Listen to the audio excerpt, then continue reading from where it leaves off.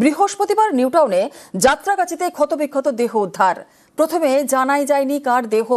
তদন্তে নেমে পুলিশের পরিচয় জানতে পারার পরই জোরালো হয় রহস্য, আর যা সিনেমাকেও হার মানাবে। নিউটাউনে দেহ উদ্ধারে রীতিমতো রহস্য। বৃহস্পতিবার ক্ষতবিক্ষত দেহ উদ্ধার, মৃতের পরিচয় জানতেই রহস্য জোরালো।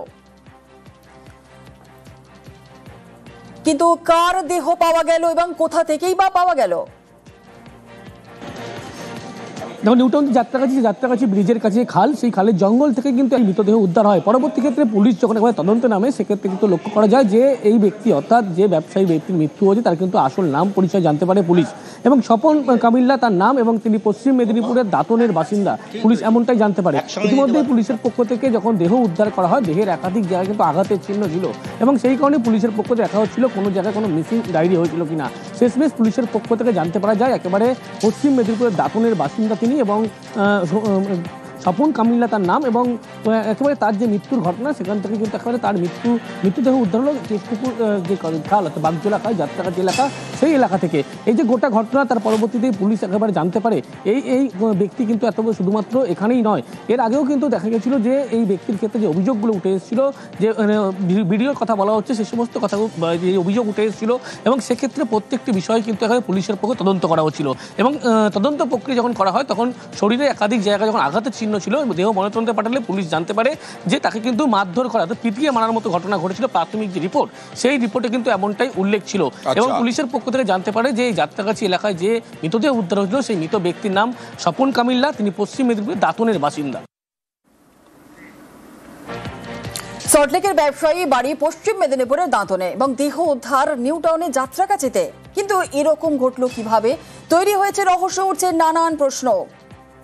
সোনা ব্যবসায়ী রহস্যমৃত, এবং সোনা ব্যবসায়ী স্বপন কামিল্লার দেহ উদ্ধার হয়। সল্টলেকের দত্তাবাদে সোনার দোকান এই স্বপনের।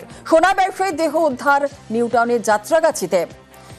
দত্তাবাদে সোনার দোকান, কিন্তু যাত্রাগাছিতে দেহ উদ্ধার। রহস্যটা কি?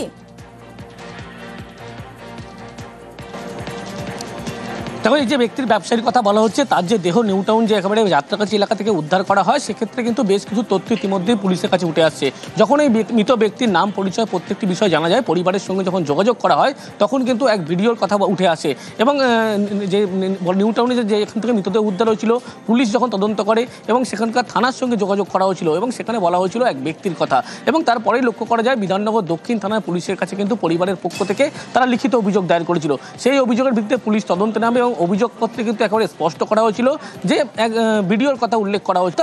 এই যে ভিডিওর কথা উল্লেখ করা হয়েছে, একটি পুরনো একটি ঘটনা ছিল, এবং সেই ঘটনার খোঁজে কিন্তু ভিডিও একেবারে তার যে পশ্চিম মেদিনীপুরের যে দাঁতনের বাড়ি, সেখানেও পর্যন্ত গিয়েছিল। আর এখান থেকে পুলিশের পক্ষ থেকে বেশ কিছু তদন্ত যখন উঠে আসে, এবং পরিবারের পক্ষ থেকে অভিযোগ করা হয়, সেই অভিযোগের ভিত্তিতে পুলিশ তদন্তে নামে এই সমস্ত তথ্যগুলো পায়। কিন্তু তুলে নিয়ে গেল কে?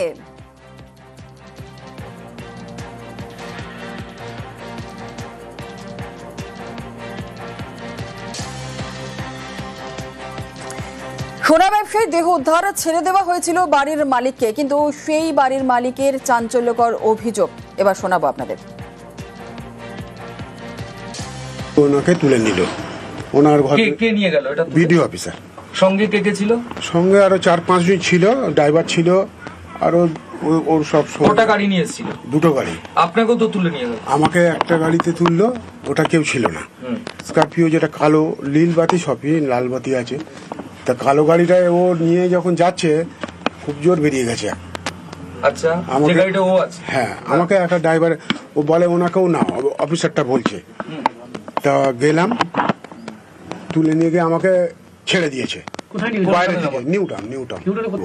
তারপরে ওনার লাশটা পাওয়া গেছে শুনলাম, কিন্তু ওই লোককে ধরা উচিত, ওনার শাস্তি। কেন আপনি মনে করছেন যে ও যুক্ত আছে বলেই আপনি মনে করছেন? হ্যাঁ, মানে নিয়ে গেল এখান থেকে এই বলে, কেন ওকে মেরে ছাড়লো, এইটাই আমার কাছে। ভিডিও নিয়ে যখন নামলেন ওখান থেকে, তখন ওনাকে দেখলেন না? না, উনি তো ঢুকিয়ে নিল সব, ওকে তো বাড়িতে ঢুকিয়ে নিল। কোন বাড়িতে? ও যে ওনার বাড়িতে। নিউটাউনে। কোথায়? ওই তো বলছি তো, ওই মেগা সিটি গিয়ে একটা স্টপেজ আছে বাঁ দিকে, সামনে সিগনালে বাঁ দিক দিয়ে।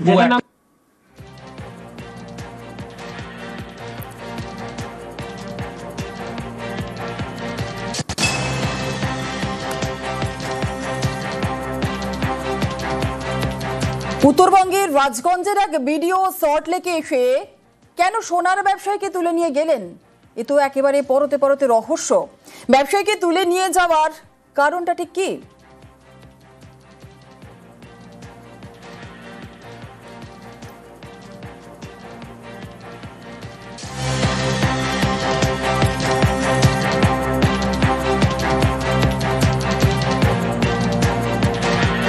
কেসটা হচ্ছে ওই সোনাওয়ালা এক 2 নম্বরই মাল নিয়েছে, যে ও বুঝতে পারেনি যে উনি ভিডিও অফিসার, বড় অফিসারের নিয়েছে।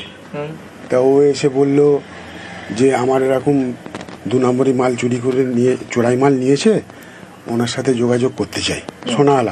সোনাওয়ালা এটা করেছে 2 মাস আগে থেকে। ও বন্ধ করে চলে গেছে, বন্ধ করে বাড়ি চলে গেছে। তা আবার 2 মাস বাদে 28 তারিখ মঙ্গলবার যাই হোক ও এসে তা আসতে আমার বললাম যে তুমি ওনার সোনা নিয়েছো 2 নম্বরই, কি করেছো? সব লোক আসছে। তখন ও বলছে যে হ্যাঁ দাদা নিয়েছি, যোগাযোগ করেছি ওনার সাথে, যোগাযোগ করেছে মানে ভিডিও অফিসের সাথে যোগাযোগ করেছে যে আমরা মীমাংসা করে নেব। ইনি বলছে আমারও মীমাংসা করে নেবে, কোনো অসুবিধে নেই, আমরা ছেড়ে দেব। রাজগঞ্জে ভিডিওর বিরুদ্ধে চাঞ্চল্যকর অভিযোগ নিহত সোনা ব্যবসায়ীর বাড়ির মালিকের।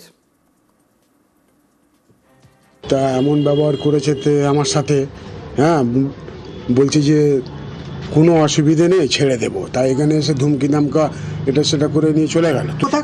কোথাকার ভিডিও? ওনার হচ্ছে জলপাইগুড়ি, এইসব শুনছি ভিডিও। ওনার নাম কি পুরো? প্রশান্ত বর্মন। প্রশান্ত বর্মন, উনি জলপাইগুড়ির দিকে ভিডিও আছে, তাই তো? রাজগঞ্জের ভিডিওর বাড়ি থেকে নাকি গয়না চুরি, আর চুরির গয়না স্বপনের দোকানে বিক্রির অভিযোগ। মঙ্গলবারই স্বপন কামিল্লার দোকানে হানা দেয় ভিডিও, এবং স্বপনের দাঁতনের বাড়িতেও হানা ভিডিওর। রাজগঞ্জে ভিডিও প্রশান্ত বর্মনের বিরুদ্ধে অভিযোগ।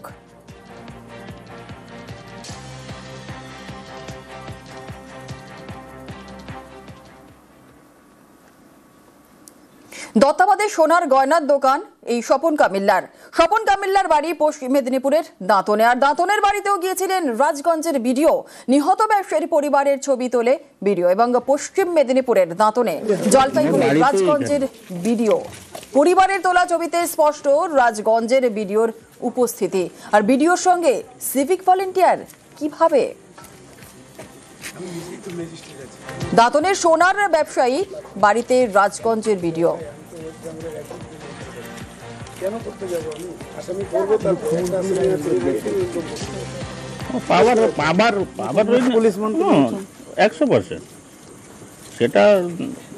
দত্তাবাদী সোনার গয়নার দোকান স্বপন কামিল্লার বাড়ি পশ্চিম মেদিনীপুরের দাঁতনের বাড়িতেও গিয়েছিলেন রাজগঞ্জের ভিডিও। নিহত ব্যবসায়ীর পরিবার ছবি তোলে ভিডিওর সঙ্গে, এবং পশ্চিম মেদিনীপুরের দাঁতনে, জলপাইগুড়ির রাজগঞ্জের ভিডিও। পরিবারের তোলা ছবিতে স্পষ্ট রাজগঞ্জের ভিডিওর উপস্থিতি। ভিডিওর সঙ্গে সিভিক ভলেন্টিয়ার কিভাবে?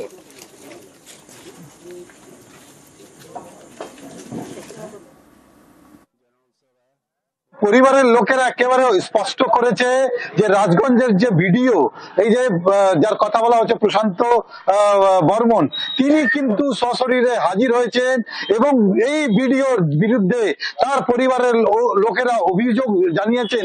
এই যে স্বর্ণ ব্যবসায়ী স্বপন কামিল্লা, তার খোঁজে তার বাড়িতে এসেছিলেন। দেখুন, একজন প্রশাসনের লোক, স্থানীয় যে পুলিশ প্রশাসন, তাকে না জানিয়ে তার ক্ষমতার অপব্যবহার করে তার বাড়িতে পৌঁছেছিল, এবং স্বপনের খোঁজে তার বাড়ির লোককে শাসানি দিয়েছিল, তাদেরকে হুমকি দিয়েছিল যে স্বপনকে বলবেন 2 দিনের মধ্যে তার সঙ্গে দেখা করতে। যদিও বাড়ির লোকেরা তখন কিচ্ছুই বুঝতে পারেননি যে কি ঘটনা ঘটেছে। যেখানে দেখা যাচ্ছে যে উত্তরবঙ্গ থেকে একজন ভিডিও, তিনি গাড়ি করে 750 কিলোমিটার দূর একেবারে পশ্চিম মেদিনীপুরের দাঁতন বিধানসভার মোহনপুর এলাকায় তিনি পৌঁছেছিলেন, এবং তার বাড়িতে পৌঁছে তাদেরকে শাসানি দিয়েছিলেন। আর যখন চিৎকার চেঁচামেচি হচ্ছিল রাত্রেবেলা, সেই সময় সেখানে সিভিক পুলিশ সেখানে পৌঁছেছিল। তারা জানতে চায় তিনি কে। তখন তিনি নিজের পরিচয় দিয়েছিলেন যে তিনি ভিডিও। ফলে তার বাড়ির লোকেরা স্পষ্ট করে এই ভিডিওতে তিনি জানিয়েছেন যে এই যে স্বপন কামিল্লার খোঁজে এই যে প্রশান্ত বর্মন 850 প্রায় 800 কিলোমিটার পাড়ি দিয়ে তার এই পশ্চিম মেদিনীপুর দাঁতনে পৌঁছেছিলেন। ফলে স্পষ্ট যে তাকে খোঁজে এই স্বপন কামিল্লার খোঁজে ভিডিও নিজে এসেছিলেন তার বাড়িতে, সেই ভিডিও তারা করেছিল এবং সেই ভিডিও আমাদের দিয়েছে। পরবর্তীকালে তার বাড়ির লোকেরা অভিযোগ করেছে যে ওই ব্যবসায়ীকে খুন করা হয়েছে আর এই খুনের পিছনে এই ভিডিওর মদদ রয়েছে বলে তারা সরাসরি অভিযোগ করেছে আর লিখিত অভিযোগ জানিয়েছে। তারা কলকাতায় লিখিত অভিযোগ জানিয়েছে। পরিবারের সদস্যরা যা বলছেন তা তো মারাত্মক। জলপাইগুড়ির রাজগঞ্জের ভিডিও চলে গেলেন পশ্চিম মেদিনীপুরের দাঁতনে। উত্তরবঙ্গ থেকে একেবারে বাংলা ওড়িশার প্রান্তে প্রায় 800 কিলোমিটার পথ পেরিয়ে 23 তারিখ কলকাতা যান দোকান খোলার জন্য। তো ওটা 2-3টা গাড়ি আসি আমার স্বামীকে তুলে নিয়ে যান। আমার মনে হয় প্রশান্ত বর্মা নামে লোকটা আমার স্বামীকে সেইও খুন করে মেরে দিয়েছে। ও তুলে নিয়ে গেছে। অভিযোগ করেছেন থানায়? হ্যাঁ, ভাইয়ের সঙ্গে মানে দোকানে দাদা গেছে দোকান খুলতে, ওরা এসে দাদাকে তুলে নিয়েছে, খুন করে দিয়েছে। কোথায় দোকান ছিল আপনার দাদা? এই লাবণী দত্ত। কোন জায়গার দোকান ছিল? লাবণী বাস স্ট্যান্ড কাছে। কিসের দোকান? সোনার দোকান, সোনার উপর দোকান। কে মেরেছে বলে মনে করছেন? তো যে লোকটা গেছিল ওই তুলে মেরেছে, প্রশান্ত বর্মন। ভিডিওর বাড়িতে গয়না চুরি হওয়ায় শটান জলপাইগুড়ির রাজগঞ্জ থেকে পশ্চিম মেদিনীপুরের দাঁতনে। ভিডিও কি পুলিশে অভিযোগ জানিয়েছিলেন?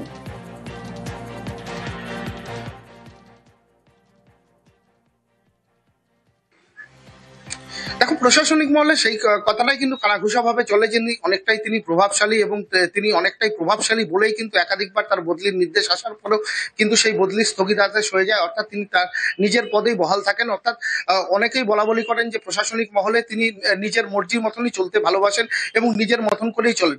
যদি এই প্রশ্নটাই উঠে থাকে যে তিনি জলপাইগুড়ি থেকে গেলেন, এতটা পথ ডিঙিয়ে গেলেন, কিন্তু তিনি পুলিশকে কোনো ঘটনা জানিয়েছিলেন, অর্থাৎ তার বাড়িতে চুরি হয়েছে বলে অভিযোগ এবং সেই চুরির সোনা খুঁজতেই তিনি এতটা পথ পাড়িয়ে দিয়েছিলেন, সেক্ষেত্রে পুলিশে অভিযোগ দায়ের করেছিলেন, সেরকম কিন্তু তথ্য কোনো সামনে আসছে না। বা এ নিয়ে যা তার কাছে কোনো প্রশ্ন করলে তার যে উত্তর রয়েছে সেটাও কিন্তু তিনি সরাসরি ভাবে দিচ্ছেন না। অর্থাৎ তার বাড়ির ঘটনা তিনি বলছেন যে তার বাড়ি নেই, অর্থাৎ একজন ভিডিও তিনি দাবি করছেন তার নিজস্ব কোনো বাড়ি নেই। অর্থাৎ যে বাড়িতে তার বাড়ির সোনার গয়না চুরি হয়েছে বলে অভিযোগ সামনে আসছে, তিনি সরাসরি বলার চেষ্টা করছেন তার নিজস্ব কোনো বাড়ি নেই। অর্থাৎ এই প্রশ্নটা যখন বারবার তাকে করা হচ্ছে তিনি বিরক্ত প্রকাশ করছেন এবং মিডিয়াকে বলছেন মিডিয়াগিরি দেখাবেন না। অর্থাৎ তিনি তার বিরক্তি কিন্তু সরাসরি প্রকাশ করছেন। এই কারণেই কিন্তু তিনি প্রকাশ করে মিডিয়াকে সরাসরি এড়িয়ে যাওয়ার চেষ্টা করছেন এবং সেই সঙ্গে যে প্রশ্নের উত্তর, যে প্রশ্নকে ঘিরে বা যে রহস্য দানা বেড়েছে তা নিয়ে যে তার যে প্রতি উত্তর থাকা দরকার, অর্থাৎ তিনি এই ঘটনা কোনো রকম ভাবে জানেন কিনা বা তিনি সরাসরি এই ঘটনার সঙ্গে যুক্ত কিনা তা নিয়ে যে তিনি প্রকাশ্যে ঘটনাটিকে পরিষ্কার করবেন সেই নিয়েও কিন্তু তিনি উৎসাহী নন। অর্থাৎ তিনি গোটা ঘটনাটাকে এড়িয়ে যাওয়ার চেষ্টা করছেন। এই জায়গাতেই প্রশ্ন উঠছে তিনি কেন ঘটনাটাকে এড়িয়ে যাওয়ার চেষ্টা করছেন, যে ঘটনাকে কেন্দ্র করে তার বিরুদ্ধে অভিযোগ হয়েছে, সেই অভিযোগের ভিত্তিতে তার কি প্রতিক্রিয়া সেই সম্পর্কেও কিন্তু তিনি কোনো রকম স্পষ্ট কিছু করছেন না। আর এবার ভিডিও প্রশান্ত বর্মনের এক অদ্ভুত দাবি, ভিডিওর নাকি কোনো বাড়িই নেই। তাহলে কার বাড়ি থেকে সোনার গয়না চুরি? কেন তাহলে সোনার ব্যবসায়ীকে তোলা হলো? কিভাবে মৃত্যু হলো সোনা ব্যবসায়ীর? যে অভিযোগগুলো উঠছে সেগুলো নিয়ে আপনার প্রতিক্রিয়া জানতে চাইছিলাম, কারণ আপনার বিরুদ্ধে সরাসরি অভিযোগ করা হচ্ছে, যে বলা হচ্ছে যে আপনি গিয়েছিলেন কলকাতা এবং আমার কোনো জায়গা নেই, বাড়ি নেই, এই ব্যাপারে বলতে আসবেন না সবসময়, বুঝলেন তো? মিডিয়ার মতো করুন না, খালি অভিযোগ আসলেই হলো নাকি? না, আমরা প্রশ্নটা এই কারণেই করছিলাম যে যেহেতু অভিযোগ আসছে সেই কারণেই তো প্রশ্নটা করা, আপনাকে সেই কারণেই প্রশ্নটা করা হচ্ছিল। যদি আপনি আপনার মতন করে উত্তর দিতেন, কারণ অভিযোগ হয়েছে, গোটা বিষয়টি তো অভিযোগ দায়ের হয়েছে না।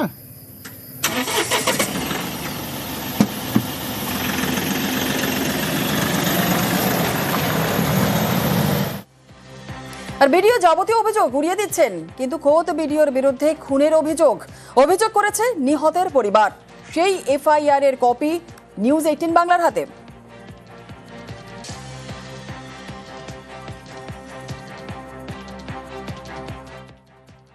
23 তারিখ কলকাতা যান দোকান খোলার জন্য। তো ওটা 2-3টা গাড়ি আসি আমার স্বামীকে তুলে নিয়ে যান। আমার মনে হয় প্রশান্ত বর্মা নামে লোকটা আমার স্বামীকে সেইও খুন করে মেরে দিয়েছে। ও তুলে নিয়ে গেছে। অভিযোগ করেছেন থানায়? হ্যাঁ। ভাইয়ের সঙ্গে মানে দোকানে যারা গেছে দোকান খুলতে, ওরা এসে দাদাকে তুলে নিয়েছে, খুন করে দিয়েছে। কোথায় দোকান ছিল আপনার দাদা? এই লাবণী দত্ত। কোন জায়গার দোকান ছিল? লাবণী বাস স্ট্যান্ডের কাছে। কিসের দোকান? সোনার দোকান, সোনারপুর দোকান। কে মেরেছে বলে মনে করছেন? ওই যে লোকটা গেছিল ওই তুলে মেরেছে, প্রশান্ত বর্মন। বিডিওর বিরুদ্ধে খুনের অভিযোগ, সোনার ব্যবসায়ীকে খুনের অভিযোগ বিডিওর বিরুদ্ধে। জলপাইগুড়ির রাজগঞ্জের বিডিওর বিরুদ্ধে খুনের অভিযোগ। বিধাননগর দক্ষিণ থানায় খুনের অভিযোগ পরিবারের। খুনের অভিযোগ অস্বীকার বিডিওর।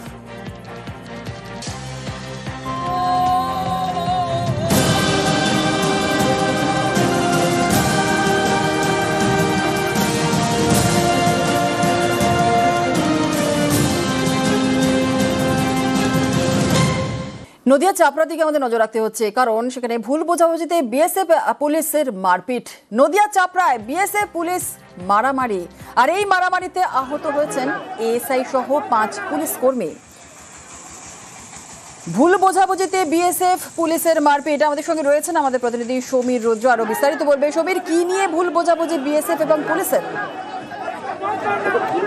জানা গিয়েছে যে পুলিশের কাছে খবর ছিল যে চোরাচালানকারীরা কিছু ফেন্সিডিল অর্থাৎ কাশির সিরাপ তারা বাংলাদেশে পাচার করার উদ্দেশ্যে কৃষ্ণনগর থেকে গাড়ি করে করিমপুরের দিকে নিয়ে যাচ্ছে, এবং সেই মতো পুলিশের একটি দল তার উপর নজরদারি করছিল।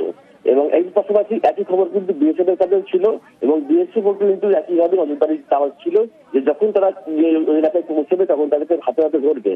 এবং গতকাল সন্ধ্যায় যখন কৃষ্ণনগর করিমপুর রাজ্য সড়কের সীমানগর বিএসএফ ক্যাম্পের সামনে যায়, ঠিক সেই সময় কিন্তু চোরাচালানকারীরা সেই 11 পেটি ফেন্সিডিলের বাক্স তারা কিন্তু রাস্তার উপরে ফেলে রেখে চলে যায়, এবং পুলিশ খবর পেয়ে চলে বাজেয়াপ্ত করতে যায়। একই জায়গায় কিন্তু 7 পোশাকে এক বিএসএফ কর্মী অপেক্ষা করছিল তার অন্যান্য জওয়ানরা আসার জন্য, এবং সেই সময় যখন পুলিশ ওইগুলো বাজেয়াপ্ত করতে যায়, ওই বিএসএফ জওয়ান বাধা দেয় এবং তাকে তারা পাচারকারী বলে সন্দেহ করে পুলিশ, এবং তাকে আটক করে নিয়ে আসার চেষ্টা করে। তখন অন্যান্য জওয়ানরা এসে বাধা দেয়, তখন ধস্তাধস্তি হয়। এর ফলে এএসআই সহ আরো 4 জন আহত হয়, এবং পরে উভয় পক্ষের অর্থাৎ উচ্চপদস্থ আধিকারিকরা আলোচনার মাধ্যমে বিষয়টি মিটিয়ে নেয়, এবং ওই ফেন্সিডিল কিন্তু বাজেয়াপ্ত করা হয়েছে। ধন্যবাদ। যিনি ওখানে ছিলেন সিভিলে, তাকে আমরা অ্যাজ আ স্মাগলার ট্রিট করা হয় এবং তাকে সেখান থেকে ডিটেন করা হয়। এবং এইটা জানার পরে বিএসএফ এর লোকেরা ওখানে আসেন এবং ওনারা ক্লেম করেন যে ওই ব্যক্তি স্মাগলার নন, উনি ওনাদের লোক আছেন।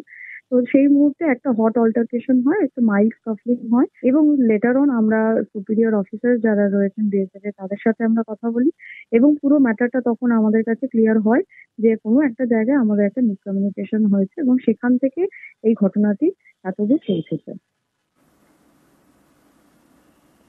ভারী বৃষ্টি হলেই রাস্তায় জল, বাড়িতে জল, ঝোড়ার জল কালভার্ট ছাপিয়ে ঢুকে পড়ে এলাকায়। আর এই দুর্ভোগ কাটাতে এবার ময়দানে পূর্ত দফতর। নকশালবাড়িতে তৈরি করা হবে 3টি নতুন কালভার্ট। মঙ্গলবার হলো কালভার্ট তৈরির কাজের শিলান্যাস। শিলিগুড়ির নকশালবাড়ি দিয়ে বয়ে গিয়েছে কয়েকটি পাহাড়ি ঝোড়া। খড়িবাড়ি নকশালবাড়ি রাজ্য সড়কের পাশ দিয়ে গিয়ে মিশেছে মানঝা নদীতে। এই ঝোড়াগুলির উপরে রয়েছে কয়েকটি কালভার্ট, এর মধ্যে 3টি ভেঙে গিয়েছে।